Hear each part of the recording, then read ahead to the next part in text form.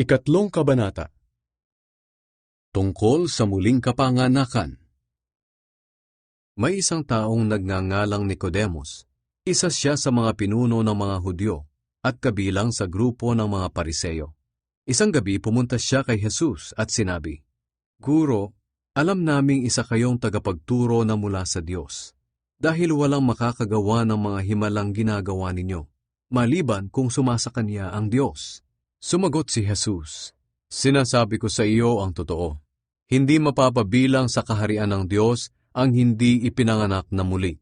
Nagtanong si Nicodemus, "Paanong maipapanganak muli ang isang taong matanda na? Hindi na siya pwedeng bumalik sa tiyan ng kanyang ina upang ipanganak muli." Sumagot si Jesus, "Sinasabi ko sa iyo ang totoo.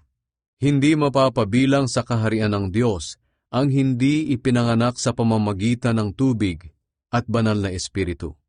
Ang ipinanganak sa pamamagitan ng tao ay may pisikal na buhay. Ngunit ang ipinanganak sa pamamagitan ng banal na espiritu ay nagkakaroon ng bagong buhay na espiritual. Kaya huwag kang magtaka sa sinabi ko sa iyo, na kailangang ipanganak kayong muli. Ang hangin ay umiihip kung saan ito gusto. Naririnig natin ang ihip nito, ngunit hindi natin alam kung saan nanggagaling o saan pupunta. Ganoon din ang sino mang ipanganak sa pamamagitan ng banal na espiritu." Nagtanong si Nicodemus, "Paano pong mangyayari iyon?" Sumagot si Jesus, "Isa kang tanyag na tagapagturo sa Israel, pero hindi mo ito alam? Sinasabi ko sa iyo ang totoo. Ipinapahayag namin ang nalalaman at nasaksihan namin, ngunit hindi ninyo tinatanggap. Kung hindi kayo naniniwala sa mga sinasabi ko tungkol sa mga bagay dito sa mundo, paano pa kaya kayo maniniwala sa mga sasabihin ko tungkol sa mga bagay sa langit? Walang sino mang nakapunta sa langit maliban sa akin na anak ng tao na nagmula sa langit." Sinabi pa ni Jesus, "Kung paanong itinaas ni Moises ang ahas na tanso sa ilang, ay ganon din naman ako na anak ng tao ay dapat ding itaas, upang ang sinumang sumampalataya sa akin ay magkaroon ng buhay na walang hanggan. Sapagkat ganito ang pag-ibig ng Diyos sa mga tao sa sanlibutan.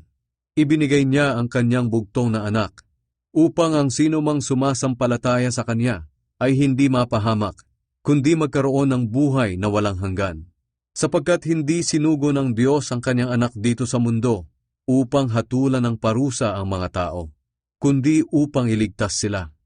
Ang sumasampalataya sa Kanya ay hindi hahatulan ng kaparusahan, ngunit ang hindi sumasampalataya ay hinatulan na, dahil hindi siya sumampalataya sa kaisa-isang anak ng Diyos. Hinatulan sila dahil dumating ang anak ng Diyos bilang ilaw dito sa mundo, ngunit mas ginusto nilang manatili sa dilim kaysa sa lumapit sa Kanya na nagbibigay liwanag, dahil masama ang mga ginagawa nila.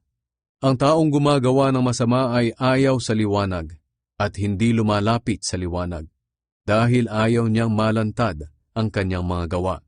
Ngunit ang namumuhay sa katotohanan ay lumalapit sa liwanag, upang malaman ng lahat na ang mabubuti niyang gawa ay nagawa niya sa tulong ng Diyos.